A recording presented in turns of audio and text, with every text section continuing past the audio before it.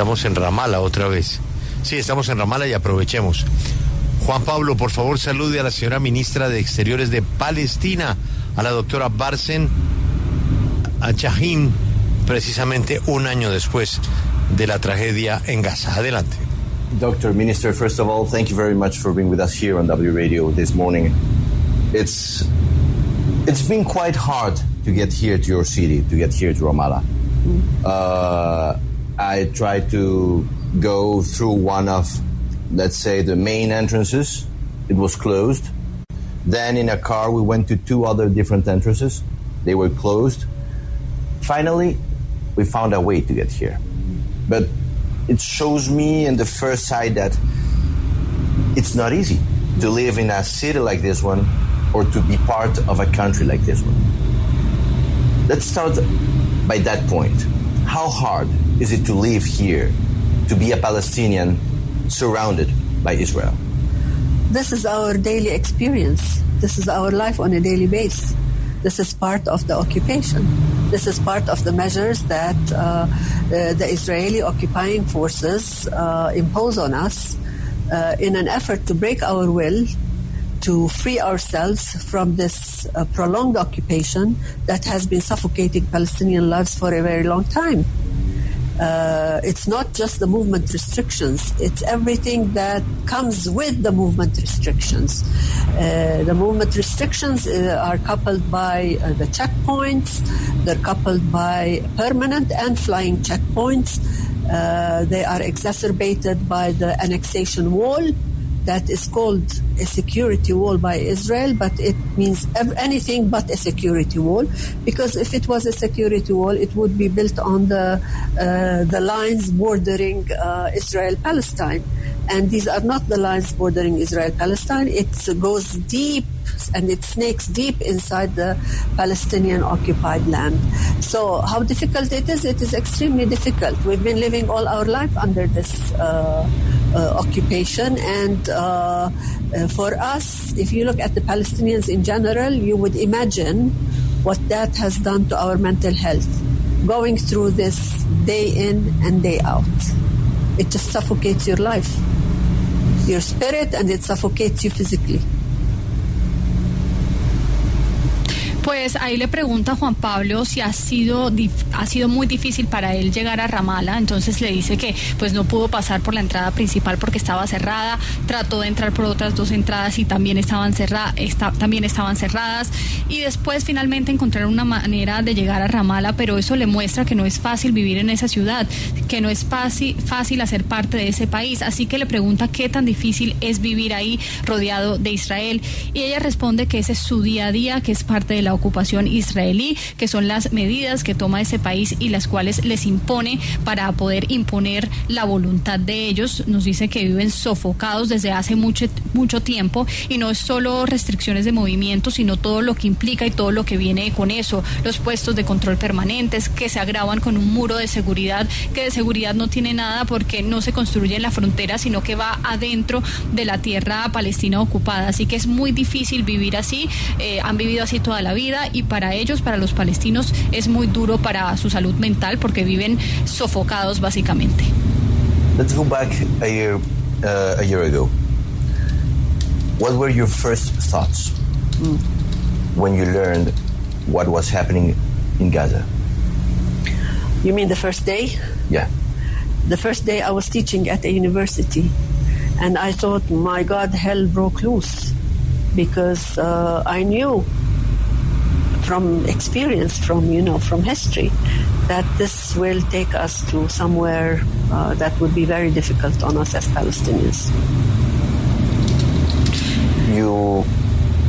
You thought that what we are seeing today, a year after, was going to happen, or not to this extent. You didn't imagine that it was going to be this big? No. I imagined some of it will happen, but definitely not to this extent. Not to this extent of brutality, the killing, the killing for the sake of killing, really, because you cannot kill 41,000 people and claim you're going after terrorists. You can get people, whoever you want. They went to Iran and got Ismail Haniyeh from a building, exactly, targeted. Do you need to kill 42,000 people in Gaza to get your objectives? And what are these objectives? What are Israel's objectives from this war?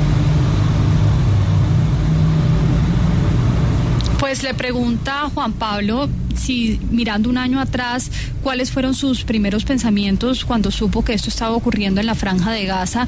Nos dice que ese día que supo estaba enseñando en la universidad y pues solo le pudo pedir a Dios porque sabía por experiencia de la historia que pues esto iba a ser muy difícil para los palestinos, y le preguntó Juan Pablo si pensaba que llegaría a este nivel y dijo que no a este nivel, pero sí pensó que algo pasaría.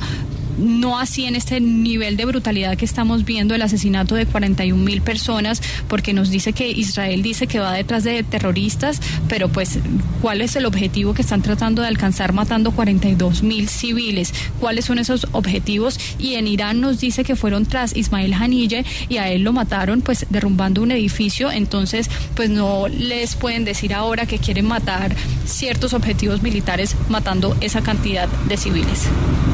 But then you think that maybe watching the extent of the humanitarian drama, the world, I don't know, United Nations or the ICJ should create a commission to try to find out what happened that 7th October, maybe to do an independent research and get to know why that security breach happened?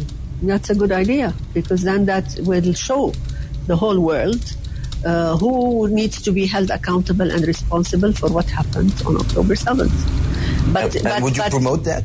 I would promote that if that is not seen as a separate lone event. You cannot look at September 7th without looking at the history of the occupation. I don't call it conflict, by the way, the occupation in general, because there are many variables that may have led to October 7th. And minding you, I'm not saying what happened is, I accept it or I promote it or I encourage it. But what I'm saying is people don't do things like that just because they are violent.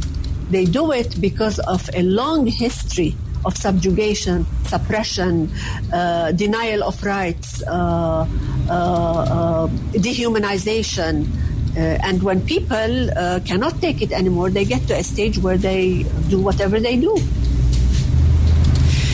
Pues le pregunta a Juan Pablo si mirando el nivel de este drama humanitario, el mundo, las Naciones Unidas, las Cortes Internacionales deben crear alguna comisión para encontrar qué fue lo que pasó ese 7 de octubre, hacer una investigación independiente para identificar dónde fue la falla de seguridad. Y ella responde que es una buena idea porque eso le puede mostrar al mundo quién es el responsable del 7 de octubre y lo promovería si no es un evento independiente o aislado, no ver ese 7 de octubre como un hecho, digamos, desconectado de la historia de la ocupación en general, porque ella no lo llama conflicto, lo llama ocupación. Y esto del 7 de octubre nos dice que tiene muchas variables. Nos dice que pues la gente, ella por supuesto no alienta, no promueve eso que pasó ni lo acepta, pero nos dice que la gente no comete ese tipo de actos violentos porque sí. Nos dice que eso viene de años de negación de derechos, de opresión, de deshumanización. Entonces cuando las personas ya no lo soportan más, hacen este tipo de actos. Is it a problem for all this process, the existence of, not the existence, but the reality on Iran? Because Iran is something that worries the region. It's something that worries the world. It's a country that generates some kind of concerns because of the way they live and they lead a country by the let's say, but by their book, by their religion. And Israel doesn't? That's a question to the international community. If you are comparing, if you have points against Iran has been under siege for the last 40 years. Iran did not invade its neighbors. It's Israel that invaded its neighbors. It's Israel that lives under the narrative of the Bible and misuses that narrative to invade its neighbors and kill more civilians. So if you want to apply the standards on all countries, whenever you consider Iran, you also need to consider Israel. If you're afraid of the nuclear power of Iran, there's nuclear power in Israel. What makes that acceptable and what makes the other side not acceptable? So criteria and standards should apply to all. Pues le pregunta Juan Pablo si ve un problema en todo este proceso la realidad de Irán, porque Irán es una preocupación para la región. Irán genera preocupación por cómo viven, por cómo lideran su país, según la Biblia, su religión, y ella se pregunta, ¿e Israel no? Es una pregunta muy interesante para hacerle a la comunidad internacional, porque Irán no ha invadido a sus vecinos, es Israel el que ha invadido a sus vecinos, es Israel el que vive según la narrativa de la Biblia, es Israel el que usa esa narrativa para invadir a sus vecinos, para matar a sus vecinos y para aplicar sus propios estándares. Entonces dice que pues si están preocupados por Irán, por su poder nuclear y por la Biblia de Irán, pues deben estar preocupados por todo eso de Israel también, porque si uno no es aceptable, entonces el otro tampoco. No debe haber dobles estándares, criterios distintos, se deben aplicar los mismos para ambos. The last question. You're a doctor, you're a PhD. When you see what's happening here, it's the religion. It's two religions that are going one against the other. Israeli thinks that by the book, the Bible, they own this land. And the Muslim people is seen as dangerous because they don't share a lot of points of view.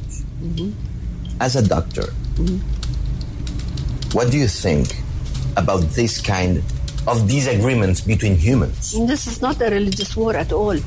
If anybody would like to portray this as a religious war, they are way far from the reality. This is about rights of people. The right of people to the land as people who were indigenous in this land. The Zionists were not religious people. The Zionists were secular when they created the state of Israel.